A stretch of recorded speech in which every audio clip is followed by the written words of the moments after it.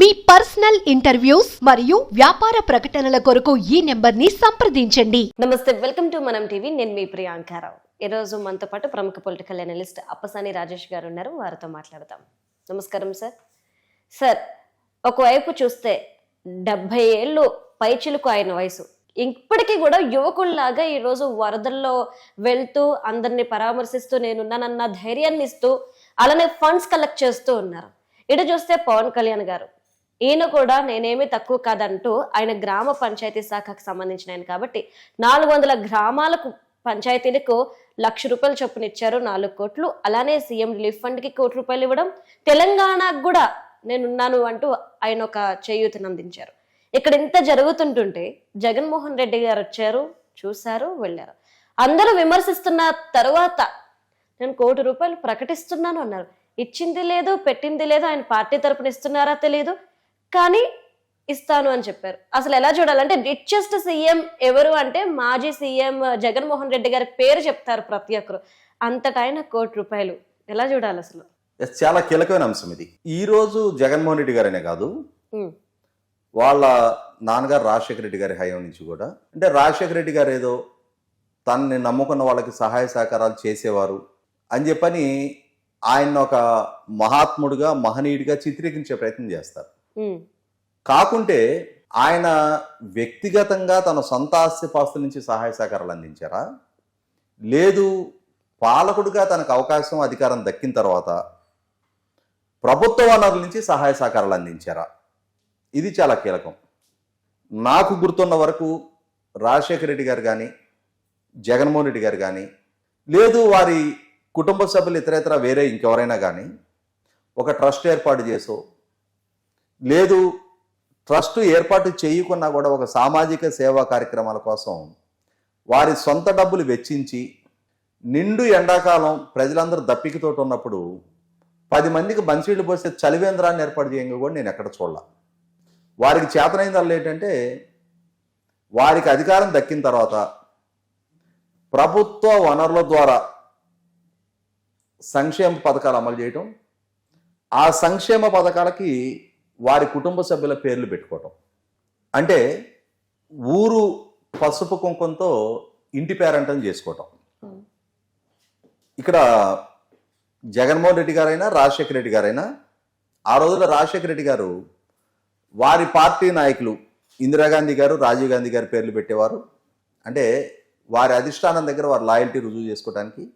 ఇప్పుడు జగన్మోహన్ రెడ్డి గారు తన పేరు, తన తండ్రి పేరు ప్రతి ప్రభుత్వ కార్యక్రమానికి పేర్లు పెట్టుకుని రావటం, ప్రాంతాలకి పేర్లు పెట్టడం, ప్రాజెక్టులకి పేర్లు పెట్టడం. ఇంతే తప్ప మీరు ప్రస్తావించినట్టుగానే as being the richest chief minister, ఆయన ఏమి తన సొంత డబ్బులతోటి వాళ్ళ నాన్నగారి పేరిట ఒక ట్రస్ట్ ఏర్పాటు చేసి దాని ద్వారా సేవా కార్యక్రమాలు నిర్వహించిన దాఖలానే లేదు.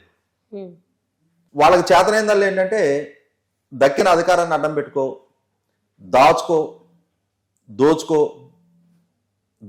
దాచుకో, సంపద పెంచుకో, ఇదే తెలుసు.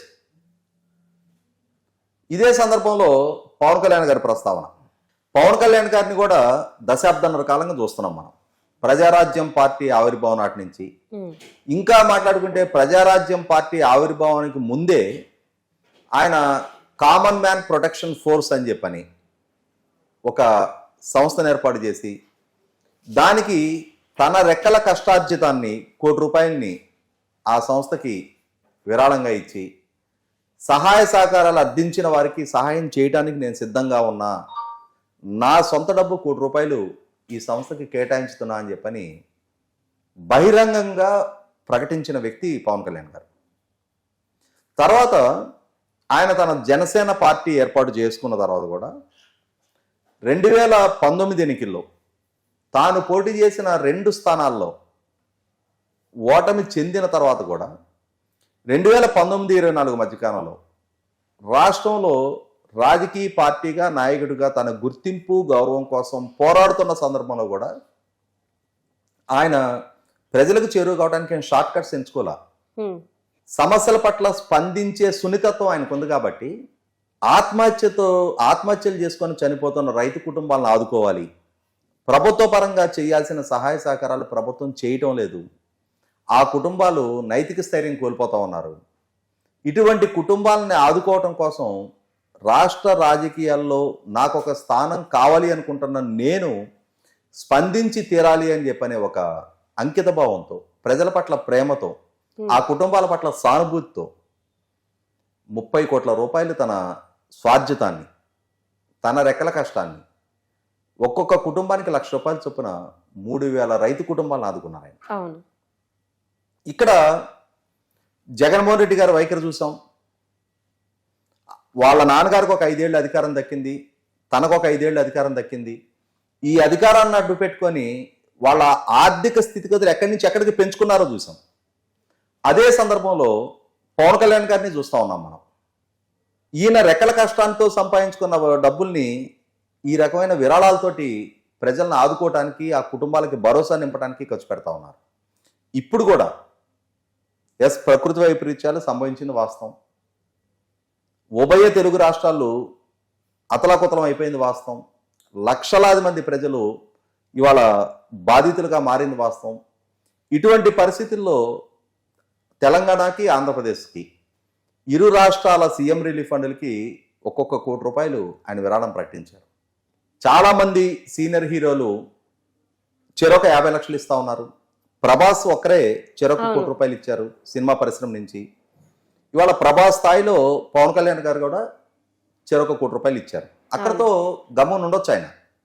కానీ పంచాయతీరాజ్ అండ్ రూరల్ డెవలప్మెంట్ మినిస్టర్గా, పంచాయతీరాజ్ గ్రామీణాభివృద్ధి మంత్రిగా పంచాయతీల నిస్సహాయ స్థితి చూసిన తర్వాత, ఇప్పుడు ఈ వరద ముంపు బారిన పడ్డ ఈ అధిక వర్షాలతోటి, అతివృష్టితోటి చాలా పంచాయతీలు ఆర్థిక సమస్యలతో సతమతం అవుతూ ఉన్న సందర్భంలో ఈ ముప్పు కూడా వచ్చి మీద పడేటప్పటికి ఆ పంచాయతీలలో వారికి కొంత ఆర్థిక పరిపుష్టి కల్పించాలనే ఉద్దేశంతో వారు స్వయంగా అక్కడ ఏదో ఒక ఖర్చుకు వాడుకుంటారనే ఉద్దేశంతో 400 పంచాయతీలకి ఒక్కొక్క పంచాయతీకి 1,00,000 రూపాయలు చొప్పున 4 కోట్ల రూపాయలు తన సొంత డబ్బు విరాళం ఇవ్వాలి అని చెప్పి నిర్ణయం తీసుకోవడం అనేది 100కి 100 రూపాయలు ఆహ్వానించదగ్గ వ్యవహారమే.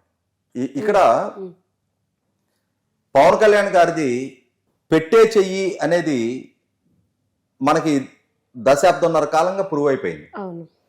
ఆయన ఏం రాజకీయ నేపథ్యం లేదు, పదవులు చేసిన నేపథ్యం లేదు. ఇప్పుడే కొత్తగా 3 నెలలు కూడా కాలా ఇంకా ఆయన మొట్టమొదటిగా చట్టసభకి ఎన్నికయ్యి ఇవాళ మంత్రిగా బాధ్యతలు చేపట్టి ఇంకా 3 నెలలు కూడా కాలేదు.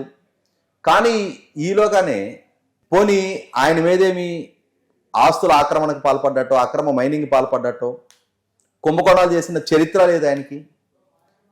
ఆయన దగ్గరున్న ప్రతి పైసా ఆయన రెక్కల కష్టంతో సంపాదించుకున్న క్లీన్ మనీ.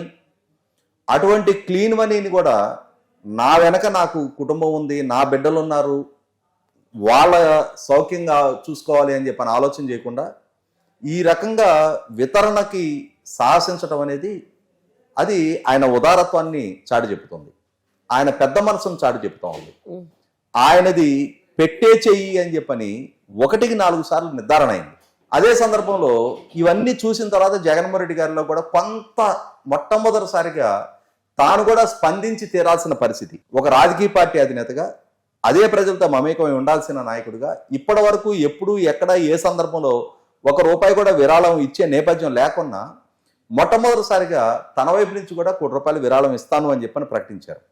కానీ ఆ విరాళాన్ని ప్రభుత్వానికి ఇస్తానా, తన పార్టీ శ్రేణుల ద్వారా ఖర్చు పెడతానా, లేదు ఇంకే రూపంగా అయినా సహాయ సహకారాలు అందిస్తాననేది అయితే ఇప్పటి వరకు స్పష్టత లేదు. కానీ పవన్ కళ్యాణ్ గారు ప్రకటించడంతో చేసేశారు ఆయన. జగన్మోహన్ రెడ్డి గారి నిర్ణయం ప్రకటనకే పరిమితం అయింది. ఇప్పటికి ఆచరణ రూపంగా ఆయన వైపు నుంచి ఏ స్థాయిలో సహాయ సహకారాలు ఎవరికి ఎప్పుడు ఎక్కడ చేయబోతున్నారనే స్పష్టమైన నిర్ధారణ అయితే లేదు. కాబట్టి ఇక్కడ పవన్ కళ్యాణ్ గారి వైఖరి, ఆయన ఆ స్పందించే గుణం ప్రూవెన్ ఫ్యాక్టర్.